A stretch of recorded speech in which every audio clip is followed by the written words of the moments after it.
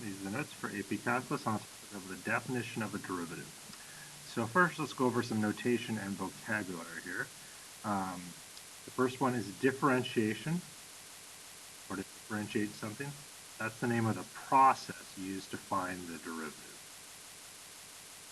And another way of looking at the derivative is the result of differentiation.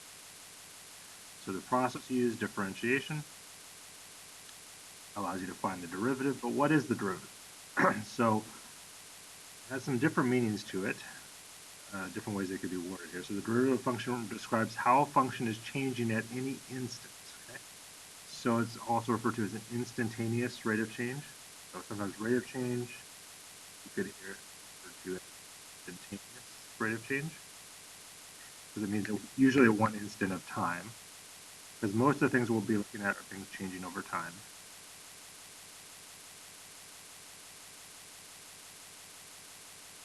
Instantaneous rate of change. You can see it worded that way. Or sometimes they might just refer to it as the rate. So rate of change, instantaneous rate of change, all referring to the same thing. And graphically, though, what does that look like? Graphically, it's the slope of the tangent line, which is what we're going to look at in just a little bit. The tangent line of a function, where it's the 1 point slope as the function at that point. So the notation, there's two different notations for the derivative. Calculus was actually invented simultaneously by two different people, Isaac Newton, who you probably heard of, and Gottfried Leibniz, who you may not have heard of. And we actually have two different notations for the derivative as well, depending on if you're dealing with functions or things that don't have to be functions. So for function notation, if you have the original function is f of x, you write the derivative with a little mark. It kind of looks like a apostrophe, but it's not. F, and the way you say it is f prime of x, represents the derivative of f of x. Or if it was g of x, it'd be g prime of x. So that's how you indicate the derivative. It's a function. But not everything's a function, and even if it is, it's not always written in function notation. So if you have something written as just like y equals, or if it's not a function, then the notation for the derivative is dy dx. That's dy dx. And we'll see where this notation comes from in just a little bit. All right, so to look at how we get the formula for the derivative, we're going to look at a classic problem referred to as the tangent line problem. So this is where basically our way of getting the derivative comes from. And first what we're going to look at is these represent any 2 points on the curve. And it could really be any curve. So I just have a graph of part of the sine graph here, you can see. I really could have looked at any graph. And look at these 2 points. And take your ruler there, or straight edge, and let's draw a straight line that goes right through these 2 points.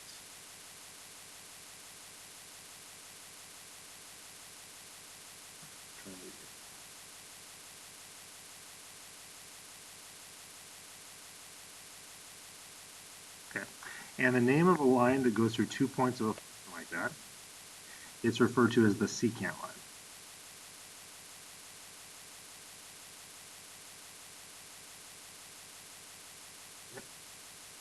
And the slope of the secant line,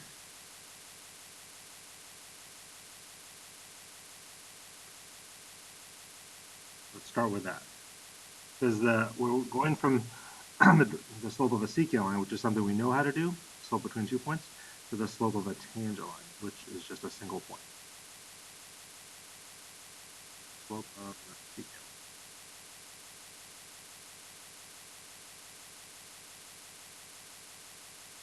And notice how we've labeled our points in general here. So this is x right here. Could really be any x coordinate. And this one is x plus delta x. And remember, in math and science, delta refers to a change in that variable. So delta x is the gap between these 2 points. So however much x changes from this point to this point, that's delta, the change between those two. And then notice that the y coordinates are written in a similar fashion here. This is just f of x, so it's the y coordinate at x. And this one, since the x coordinate is x plus delta x, if you plug that into the function, the y-coordinate in general terms would be f of x. So again, this way we can represent any 2 points on the curve. So to get the slope of the secant line, just using our slope formula, difference of the y-coordinate, so I'm going to start with this point. So it would be f of x plus delta x, that y-coordinate right there, minus this y-coordinate, f of x, all divided by the change. This x-coordinate, x plus delta x, minus this x-coordinate x. And if we simplify that, we get the slope of the secant line there is f of x plus delta x minus f of x. And then notice on the denominator, the x and the negative x cancel out, you just get delta x, which is what it should be, right? Because remember, it's the change in y over change in x, so we're just left with the change in x on the denominator for the slope. So that's our slope there. So what we want to go from is from this, the slope between 2 points, which we already know how to do from algebra, to the tangent line, which is the slope at a single point. So pick some point in between here. It really could be anywhere, but I'm just going to choose this point. Let's say about right there. And we're going to draw what's called the tangent line there, where it's just touching it at that one point. It's going in the same direction as the function at that point. In other words, it has the same slope as the function. So do your best to just draw it so it's barely touching there at that one point. So there's our tangent line. Instead of going through 2 points, it goes through 1 point.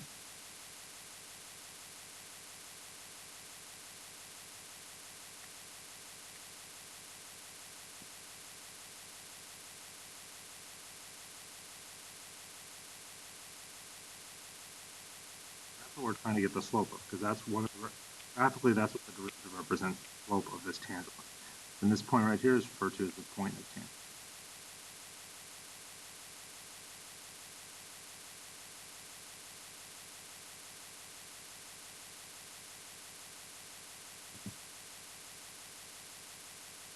So I'm at the graph of sine, so this is like a little version of what we've just been looking at here. And what we want to see visually is what happens. Right now the tangent line is drawn at point A, this blue line here, and here's our secant line in green. And we want to know what's going to happen when these 2 points become 1. So if we bring these 2 points closer together to about where we had it, and turn that secant line into the tangent line like that. So now it becomes a tangent line. Well, as the points come closer and closer together, what's changing is that delta x.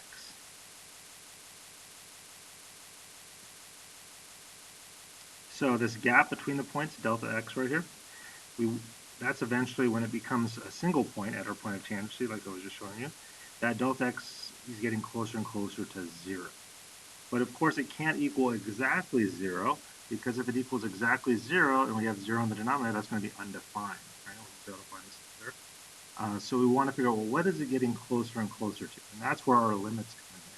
Because limits allow you to figure out what something is approaching, without, even if it doesn't quite get there. And that's what's happening here. Even if these points don't quite get to be a single point where delta x is 0, we want to see what happens when delta x gets really, really close to 0. So that's where we have our limit, our definition of a derivative.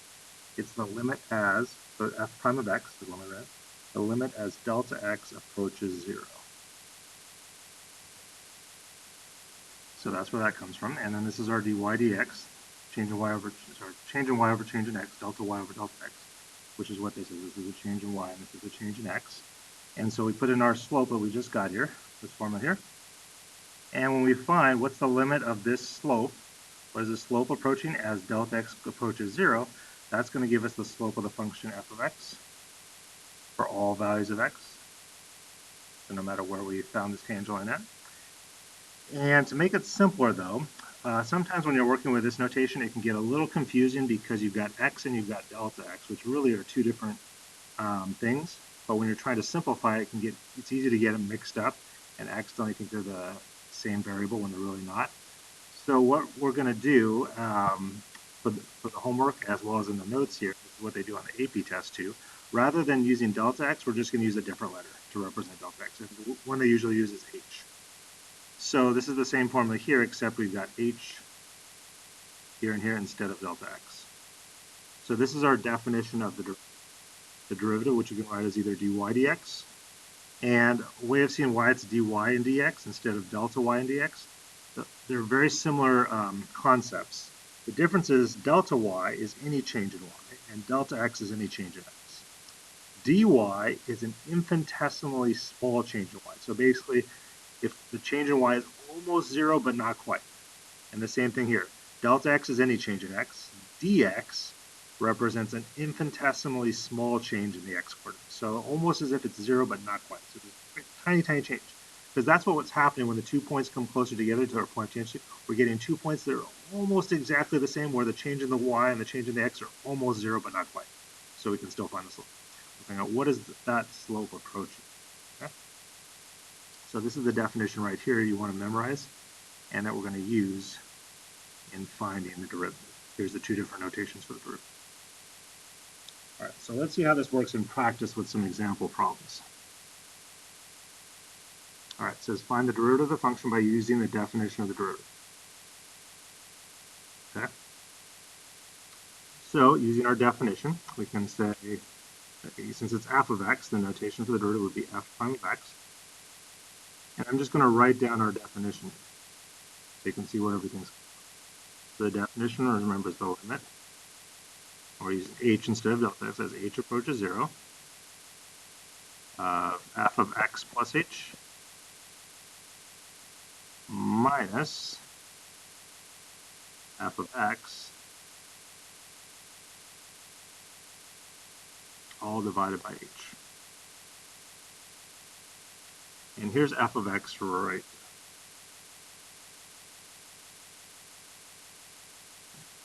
So let's start to simplify this. So let's first think of what would happen if, just like we did other limits, first thing we usually did is direct substitution. Right? Let's see what happens. So let's see what happens if we substitute. Notice this is not x approaching 0, it's h approaching 0. So you'd substitute in 0 for h. Let's see what happens. So if we did that, we would get half of x plus 0, 0 for h, minus f of x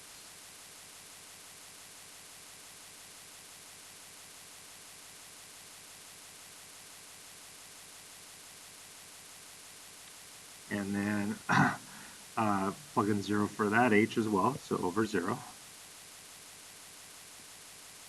But then this is just f of x, because x plus 0 is just x, minus f of x, that's going to give you 0 over 0.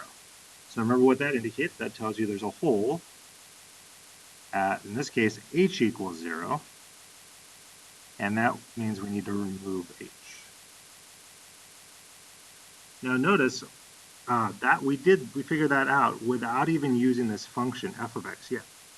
So what this is telling us is just using the definition, irregardless of what function we're going to end up using here, you're always going to have a hole at h equals 0, and we're always going to need to remove h for every single one of these. Okay? So because of that, you don't actually have to go through this process on each problem, if you know this is going to happen every single time when you plug in 0 for h. So just keep that in mind. We're always going to have to remove the h, and then once we remove the h, we can use the same process, plug in 0 for h, and then figure out what our limit is, which will figure out what our derivative is. So now let's apply our specific function f of x. So the limit as h approaches. Well, it may look a little weird with this notation f of x plus h, but just think, well, what would you do if you had f of 3, for instance? Well, if you had f of 3, we don't really need to do this on this problem. It's just to help you understand f of x plus h a little better. You would substitute in 3 for all the x's, right? So that would be 2, and then 3 squared.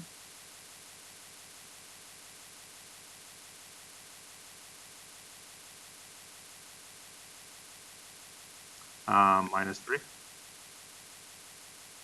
So notice we replace both x's with a 3. So we're doing the same thing here, except the only difference is we have x plus h, placing the x rather than 3. So wherever there's an x, we're going to replace it with x plus h. So we'll have 2 x plus h replaces that squared right there, minus x plus. So just like we replaced the x's with 3's here we're replacing it with x plus h. And then minus f of x. Well, f of x, this is f of x, right? So f of x just represents the function as it is originally. Okay. So let's just go minus. F of x is right here. Make sure, again, you're subtracting this whole thing, so put it in parentheses. 2x squared minus, and then all divided by h. So the nice thing on these, on all of them, remember we're trying to remove the h, right? And you can already see the h on the denominator, so that's what we're going to have to remove. The key is we're going to have to somehow get an h on the numerator that reduces with this h on the denominator. And that's just going to require a lot of simplification. So let's start to simplify our numerator and see what we get here. So first, you can't distribute the 2 in here. Remember, exponents comes before multiplication, so let's first square this out. So we'll have 2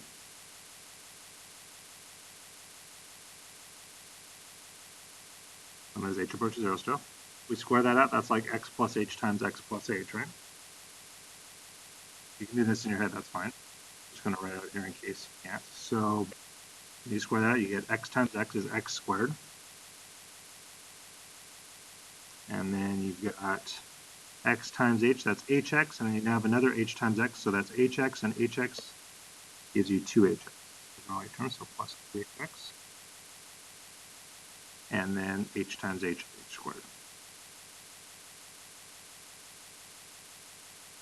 Now let's go ahead and distribute the negative here. So then you subtract negative, so it'd be negative x. We distribute that out. And negative h. And same here, we can distribute this negative. We get negative 2x squared and positive x. And all over h.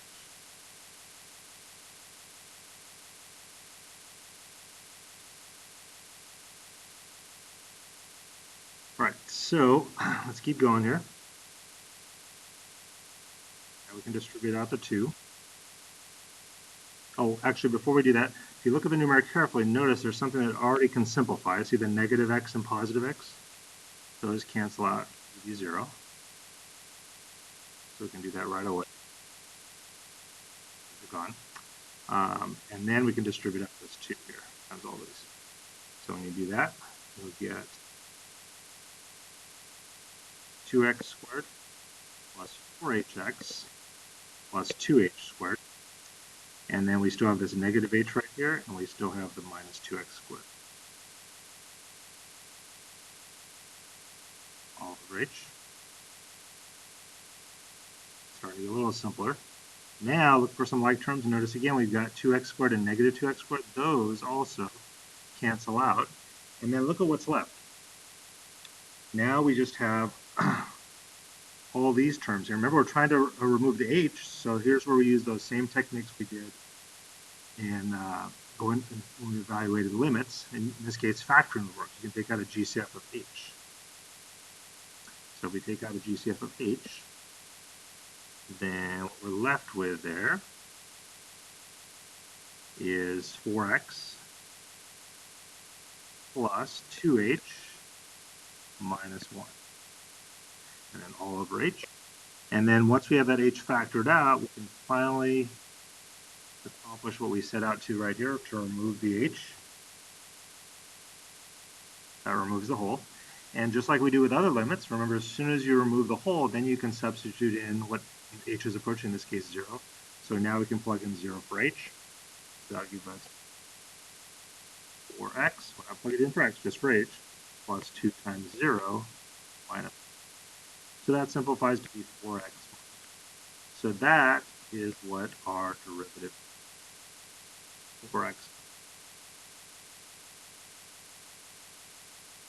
Okay, now, before we go into the next problem, let's think about what does this actually represent here, okay? So the easiest way to see that, I think, initially is graphically. So this derivative. So here's our original function. Notice this would be a parabola.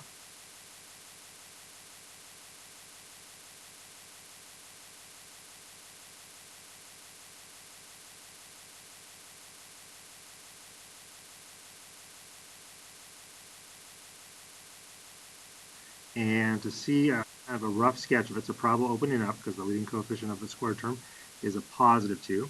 And if you want to see the x-intercepts, what makes it 0, if you factor out an x, you get 2x minus 1.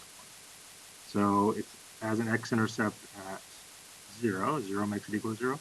And if you set 2x minus 1 equal to 0, you add the 1 divided by 2, you get 1/2.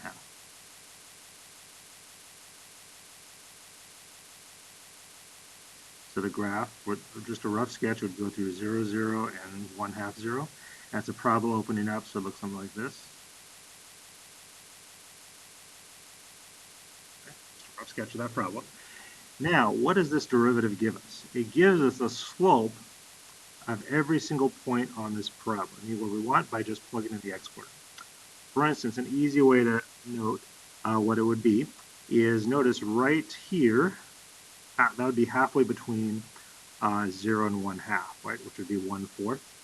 But if we substitute in 1/4 there, 4 times 1/4 minus 1, 4 is reduced out, you get 1 minus 1, which is 0. And you can see the tangent line would have a slope of exactly 0 right there. And that's true not just of that point, but of every single point along the curve. If we plug in 1/2, you get 4 times 1/2 minus 1. That'd be 2 minus 1 would give you 1. So the slope there, and I didn't draw it perfectly accurate, this was a little too steep, but the slope is actually exactly 1 right there, that tangent line. If you plug in negative 1/2,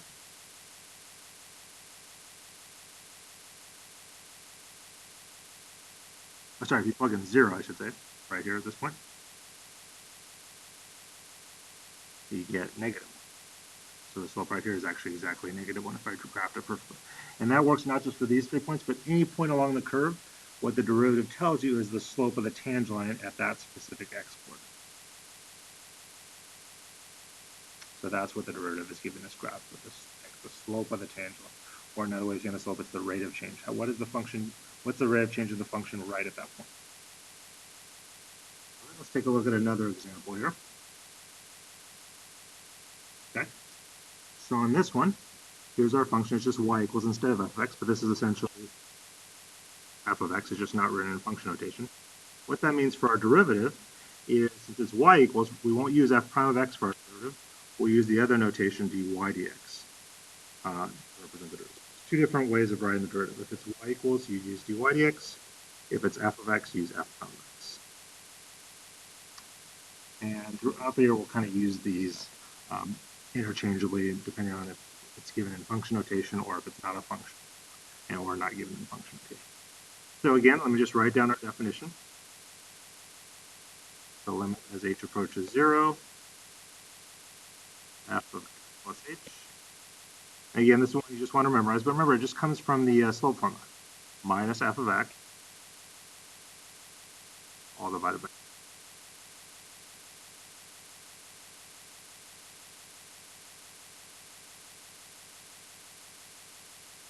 All right, so we don't have to go through the same process that we did right here, plugging in 0 for h. We already know what's going to happen, remember. We're going to get 0, 0, whole at h equals 0, remove the h. That's going to happen on every single one of these definitions of the formulas. So we can jump right to this step where we start utilizing the specific function. So f of x, this is like f of x. We're going to plug in x plus h for the x. So we get the limit h approaches 0. And this time there's only one x, so we'll replace that with x plus h. So it'll be the square root x plus h, and we still have the minus 2. So again, the x plus h just replaces the x. Minus f of x is just the original function as it is. So it's the square root of x minus 2. And then all the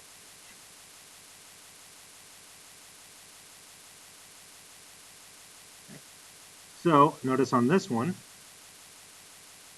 to get rid of the h, we can't just simplify like we did the last one and use factoring. We've got radicals there. So this is where we have to use another technique that you guys already learned for limits, which is rationalizing, getting rid of the radicals. So we have to use the conjugate, remember? That's what we're going to do right here. The conjugate just happens to have 2 radicals for the same process. This conjugate of this would be square root of x plus h minus 2. And then change the sign of plus square root of x minus 2. And of course, to balance it out, whatever you multiply the numerator, you have to multiply the denominator by the same thing. So you're essentially multiplying by 1, not changing the value.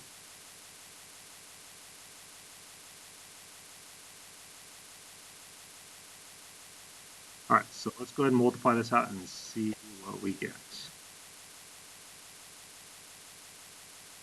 All right, so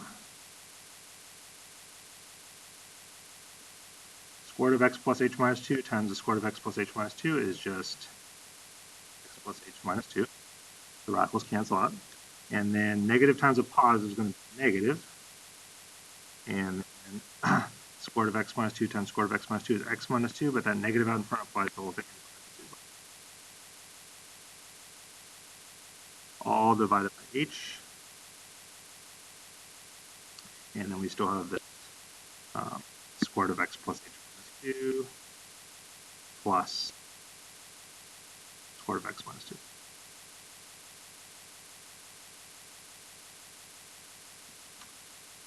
Notice again, we don't distribute the h here because remember we're trying to remove this h, so we want to leave it in this factored form. Now if you just distribute out this negative, notice what happens. We get x plus h minus 2, and then that becomes minus x and plus 2 all over h.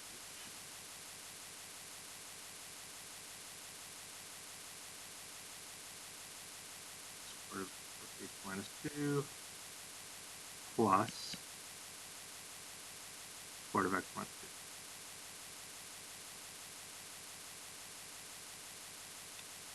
So then, the x and negative x cancel out.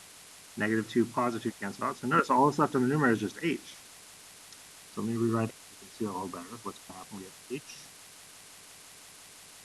over, and again, this is the line as h approaches 0. H square root of x plus h minus 2 plus square root of x minus 2. So then, the h's finally we can remove, which we have to do on all of these. And then remember, as soon as you remove the whole, you can plug in 0 for h. Now here, looks like everything on the numerator reduced out, so that means there's just 1 over. And then let's plug in 0 for h, which is the only h is right there. So it'd be square root of x plus 0 minus 2 plus the square root of x minus 2. But that's just the square root of x plus 2 plus the square root of x minus 2. Those are like terms. So that gives you 2 square root of x minus 2. And then we just have 1 on the numerator. So that is our derivative, which in this case we write as dy dx. And again, what this gives us is the slope anywhere along this curve here of the tangent line at any point on it.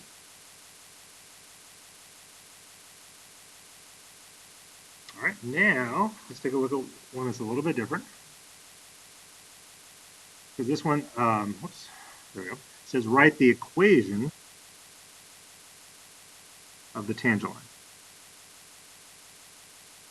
the graph at the indicated x value. So we were finding the derivative, which enables you to get the slope of the tangent line. But now this actually is the whole equation. So when you're asked, two things you need anytime you have to write the equation of the tangent. So let's write those down there.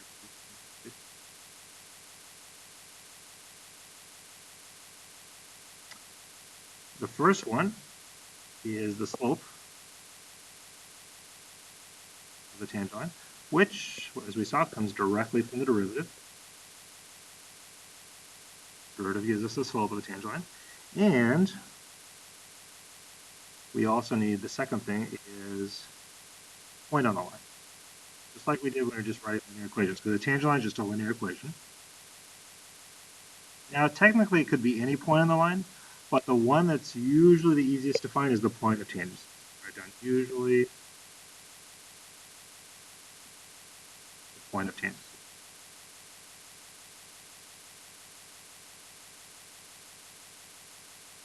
Okay.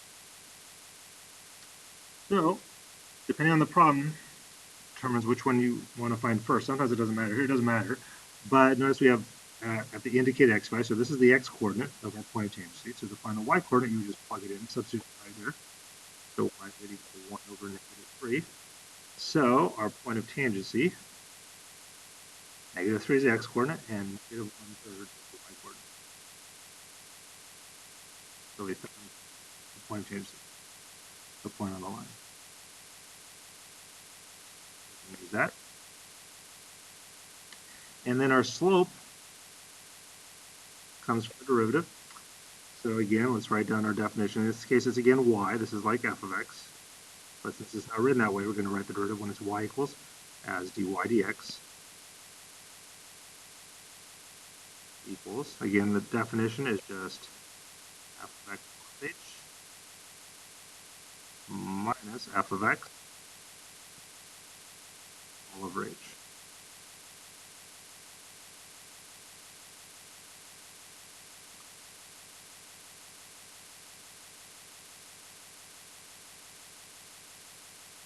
Okay, so f of x plus h, this is f of x here, so we're going to replace the x with x plus h, so that'll be 1 over x plus h, minus f of x is just the original function as it is, so 1 over x,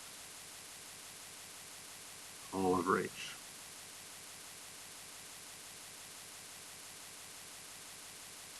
Now here's what we're going to use is the simplifying method, since we've got little fractions inside a big fraction. And if you look at the two denominators of the little fraction, we've got x plus h and x. That would be our LCD. So we're going to multiply this whole numerator by that GCF, or sorry, the least common denominator, LCD, the x times x plus h. So to wipe, our goal in doing this is to get rid of the little fraction. So x and x plus h. And then to balance it out, we have to multiply the denominator as well by. Let's see what happens when we do that. All right, so if we distribute that out here, oops, I forgot to write the limit. The limit as h approaches 0. With these.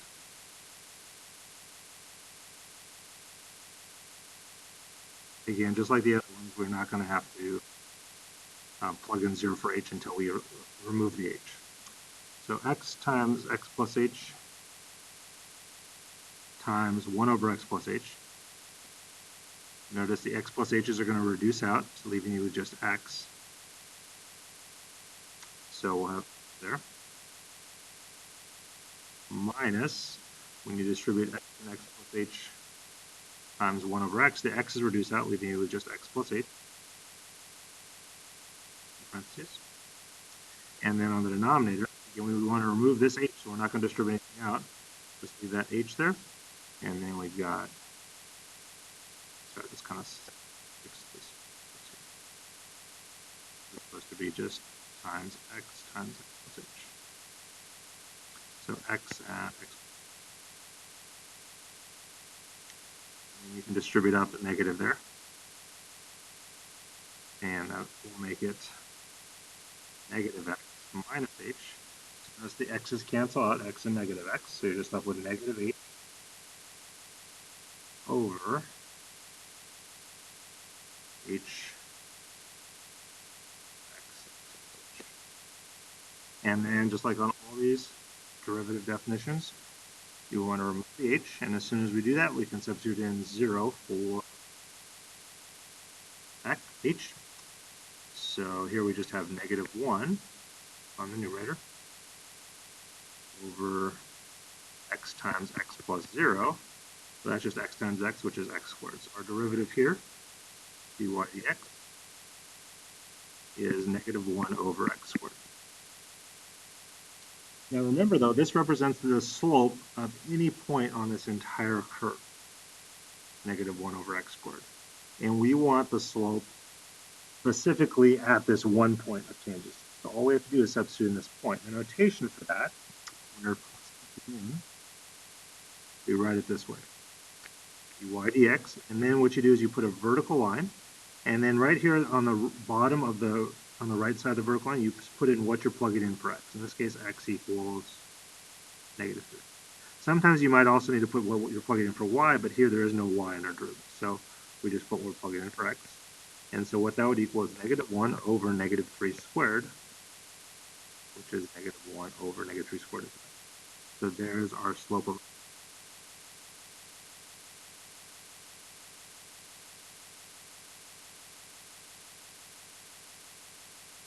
Now, if this was in function notation, rather than y and dy dx, x equals -3, the notation for that would have been f prime, and then instead of x, you would put the -3 there.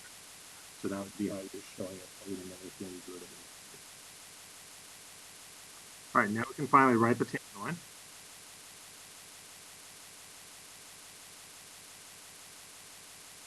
So our equation for the tangent line, and again, we're going to use just like we did in the prerequisite chapter. Point slope form is the easiest, so I'll just write it here to refresh your memory in case you forgot. Our point slope form is y minus the y coordinate, y1 equals m the slope times x minus the x coordinate. So we've got the slope now, -1/9, and we've got our point of tangency, -3, -1/3, which is x1, y1. So we can substitute that in and get y minus -1/3 becomes plus 1/3, the negatives cancel out, equals the slope, -1/9, times x minus the x coordinate was -3, so that becomes plus 3. And you don't need to simplify it unless there's something else you need to do with it. We can just leave it until it's just at that point. So that's how we actually write the equation of the tangent line. Find your point of tangency, and then use the derivative. Once you get the derivative, plug in the x coordinate there to get your specific slope of your tangent line, and then you can write it using point slope. All right, let's take a look at one more that's a little different. Actually, before we do that, let me just show you what the graph of this looks like, just to get a better idea of what we just figured out. Make it make a little more sense, hopefully. And you don't have to graph these on your homework. This is just for your notes purposes, so you can better understand what we're doing here. So I'm just going to sketch. I got a little room right in the middle. I'm going to sketch it right here. So remember what this 1 over x graph looks like. It kind of goes like this and like this. In this case, the part we're looking at, since x is -3, is over here. So over here at -3, -1/3. That was our point of tangent, -3, -1/3. And then this tangent line we just got there, the slope was -1/9. See how that looks? Should be negative and not very steep there. So we just found the equation of this, tangent line right there.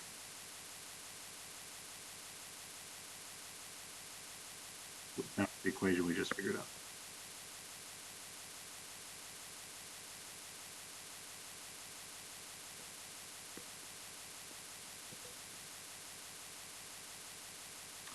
All right, let's take a look at one more that's a little bit different here. This one says, write an equation of the line that's tangent to the graph of the function and parallel to the given line.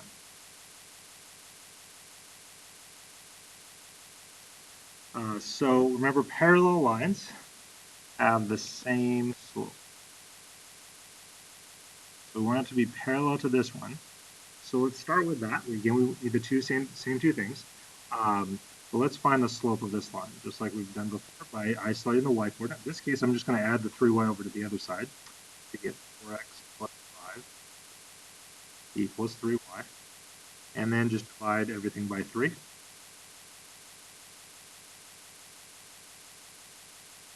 So you get y equals 4/3 x plus 5. So the slope is right there.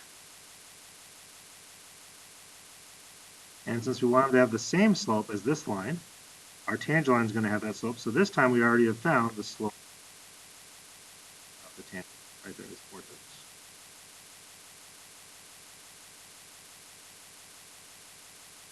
But what's missing, remember the two things we need for the tangent line.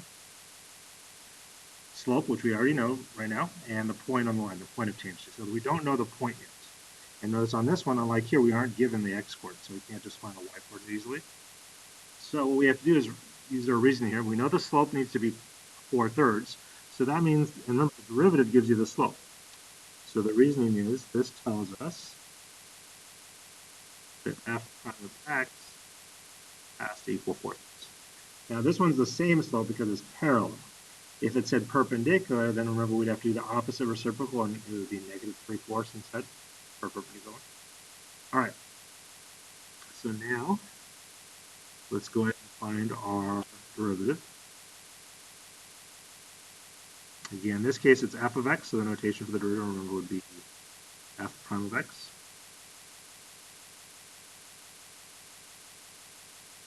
And I'm going to just write down the definition. Good idea to write down each problem just so it really sticks in your memory well as making sure you apply it correctly. So the limit as h approaches 0, and f of x plus h minus f of x all divided by h.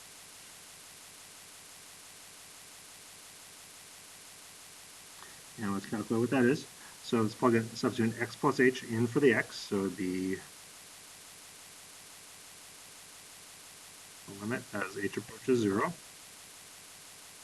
x plus h squared minus f of x is just x squared all over h. And x plus h squared. Well, didn't we already square that on the previous problem? Remember, x plus h times x plus h. Remember that was right here. Remember what we got here was x squared plus 2h plus h squared. So we get that same expression, squaring it out just like we did on this one.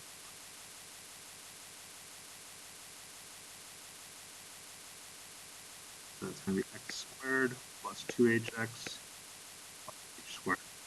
And then notice we have a minus x squared.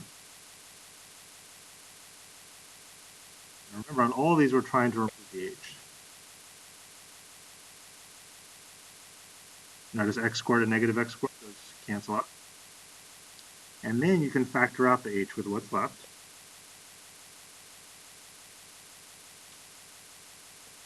So if you factor out that h, we're left with 2x plus h over h. And then we can finally remove the h's. And as soon as we do that, we can substitute in 0 for h, which just gives you 2x. So now we know our derivative, f prime of x, is 2x. However, it's a little in reverse like from the last problem when we had the derivative, we substituted in the x coordinate to find the slope. This time, we already know the slope has to be 4/3, and we're trying to look for the x coordinate. So now we can take this 2x, and we know this derivative has to equal 4/3. F prime of x equals 4/3, so now that we know that 2x is the same as that. So if we said 2x equal to 4/3, and solve it for x, divide by 2. But when you already have a fraction, it might be kind of hard to think about 4/3 divided by 2. Just remember, dividing by something is the same as multiplying by the reciprocal. So dividing by 2, which is like 2 over 1, is the same as multiplying by the reciprocal 1/2. So x would equal 2/3. 2 goes into 4 twice. So now there's our x coordinate of our point of tangency, but we still need the y coordinate. So we can substitute right in here for f of x to get the y coordinate. So f of 2/3 would be 2/3 squared, which would give you 2 squared is 4 over 3 squared is 9. So now we know our point of tangency is 2/3 and 4.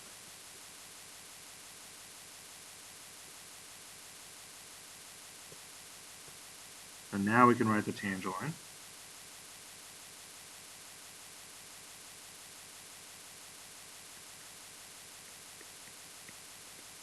as y minus the y coordinate 4/9 equals the slope, which was 4/3, times x minus the x coordinate 2/3.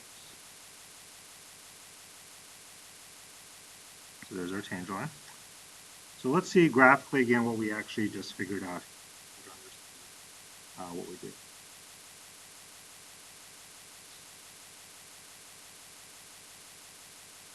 Again, you don't have to do homework. This is just for your notes to help you understand a little better. Okay, so x squared, we know what that graph looks like, right? That's the basic parabola graph.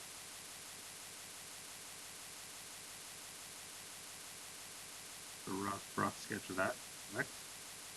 And our initial line, 4/3 x plus 5/3.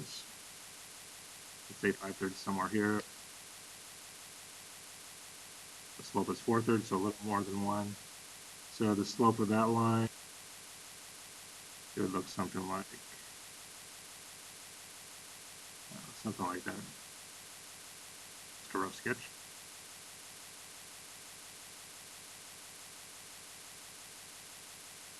That's our y equals 4/3 x plus 5/3 line. And we're trying to find the tangent line that's parallel to this, right? And you can see graphically, well, the place that would have a parallel tangent wouldn't be here. These would be somewhere around here, right?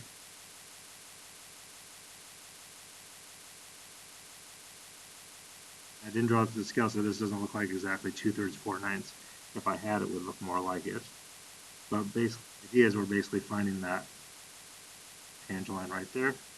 They're right parallel to it. That's what we just found.